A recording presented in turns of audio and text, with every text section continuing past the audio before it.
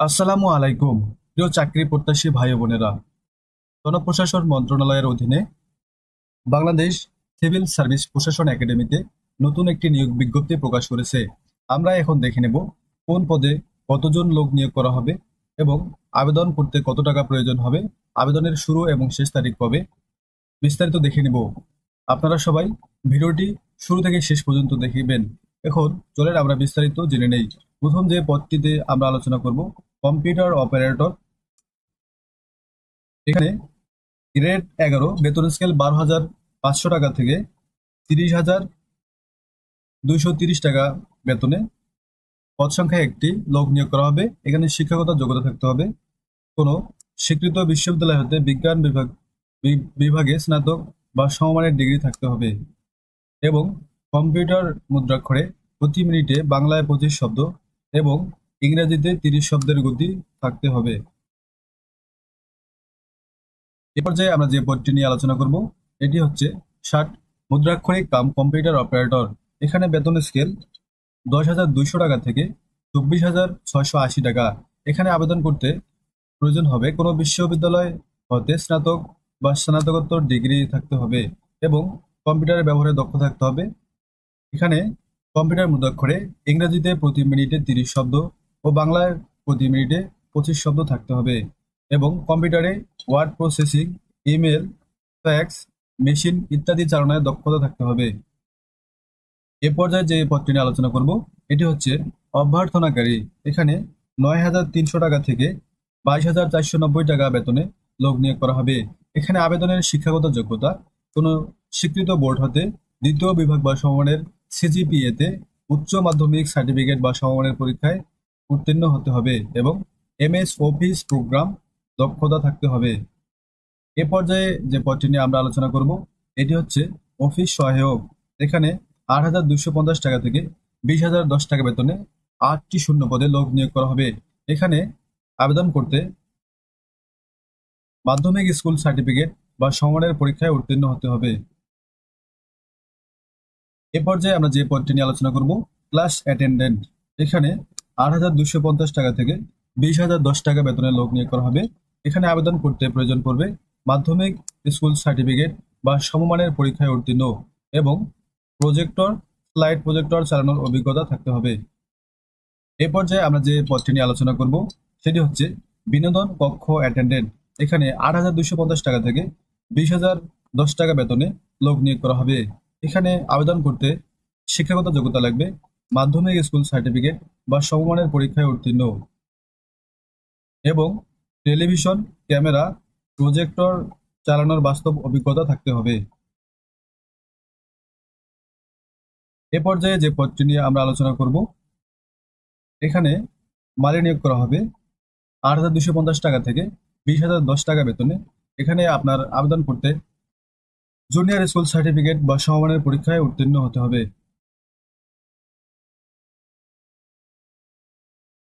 এখন আমরা দেখব যে বয়স কতটুকু হলে আমরা আবেদন করতে পারবো এবং বয়সের শুরু এবং শেষ। এখানে 1 জুলাই 2025 তারিখ সাধারণ ও অন্যান্য প্রার্থীর ক্ষেত্রে বয়স সীমা 18 থেকে 32 বছর হতে হবে।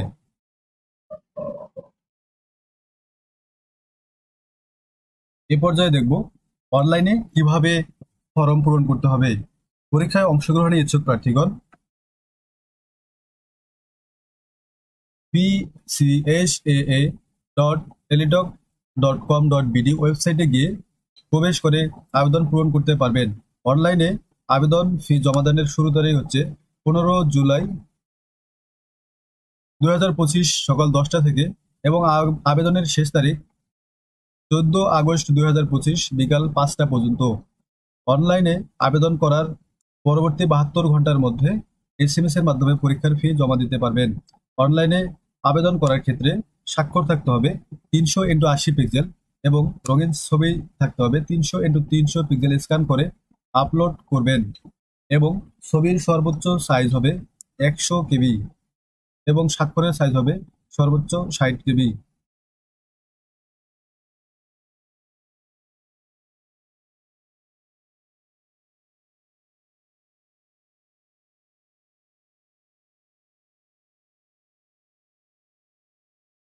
এই পর্যায়ে আমরা যে বিষয় নিয়ে আলোচনা করব এটি হচ্ছে কোন পদে কত টাকা হলে আপনারা আবেদন করতে পারবেন।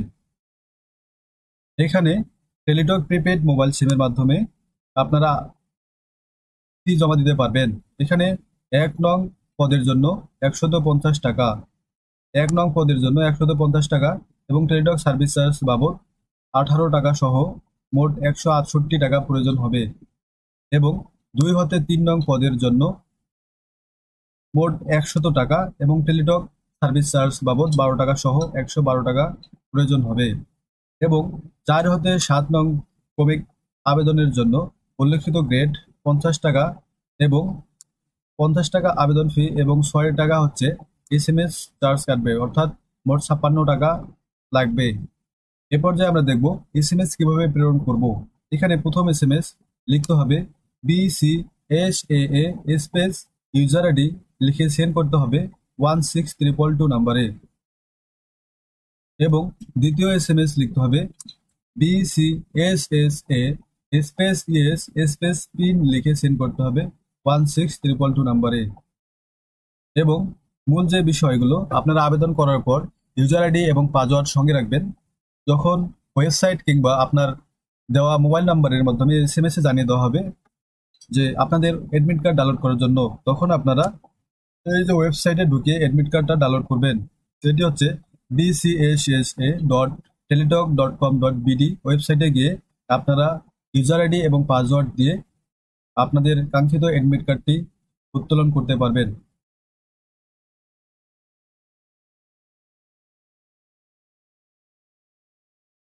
আচ্ছা, এ পর্যায়ে আমরা দেখব যে কোন কাগজপত্রগুলো প্রয়োজন হবে লিখিত এবং ভাইভা পরীক্ষার সময়। এখানে প্রার্থীর সকল শিক্ষাগত যোগ্যতার সনদপত্র এবং অভিজ্ঞতা যদি থাকে অভিজ্ঞতার সনদপত্র লাগবে এবং প্রার্থীর স্থায়ী বাসিন্দার পক্ষে প্রদত্ত নাগরিকত্ব সনদ থাকতে হবে এবং কোঠা দাবির সমর্থনে যদি কেউ আবেদন করে তাহলে সত্যায়িত ছায়ালিপি থাকতে হবে। সকল প্রকার কাগজ প্রথম শ্রেণীর গেজেটেড কর্মকর্তা কর্তৃক প্রদত্ত চারিত্রিক সনদপত্র সহ আপনারা স্বাক্ষর করে নেবেন, যাতে পরবর্তীতে এই কাজটি বারবার করতে না হয়। এখানে প্রার্থীর জাতীয় পরিচয়পত্র, জন্ম নিবন্ধন সনদ এর সত্যায়িত অনুলিপি থাকতে হবে এবং শেষে অনলাইন পূরণকৃত আবেদনপত্রের কপি থাকতে হবে। আপনারা অনলাইনে আবেদন করার পর আবেদনকৃত কপিটি সুন্দরভাবে সযত্নে রেখে দিবেন। এটি আপনাদের পরবর্তীতে লিখিত এবং ভাইভা পরীক্ষার সময় কাজে দিবে। তো আজকে ছিল এ পর্যন্ত।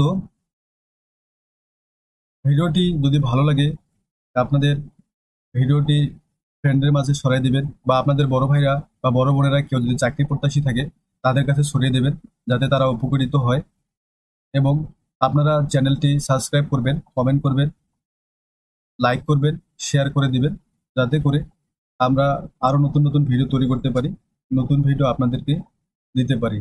তো এই ছিল আজকে জনপ্রশাসন মন্ত্রণালয়ের অধীনে বাংলাদেশ সিভিল সার্ভিস প্রশাসন একাডেমি নতুন নিয়োগ বিজ্ঞপ্তি। তো ঠিক আছে, ইনশাল্লাহ দেখা হবে। আসসালামু আলাইকুম। আসসালামু আলাইকুম প্রিয় চাকরি প্রত্যাশী ভাই ও বোনেরা, জনপ্রশাসন মন্ত্রণালয়ের অধীনে বাংলাদেশ সিভিল সার্ভিস প্রশাসন একাডেমিতে নতুন একটি নিয়োগ বিজ্ঞপ্তি প্রকাশ করেছে। আমরা এখন দেখে নেব কোন পদে কতজন লোক নিয়োগ করা হবে এবং আবেদন করতে কত টাকা প্রয়োজন হবে, আবেদনের শুরু এবং শেষ তারিখ কবে, বিস্তারিত দেখে নেব। আপনারা সবাই ভিডিওটি শুরু থেকে শেষ পর্যন্ত দেখবেন। এখন চলেন আমরা বিস্তারিত জেনে নেই। প্রথম যে পদটিতে আমরা আলোচনা করব কম্পিউটার অপারেটর।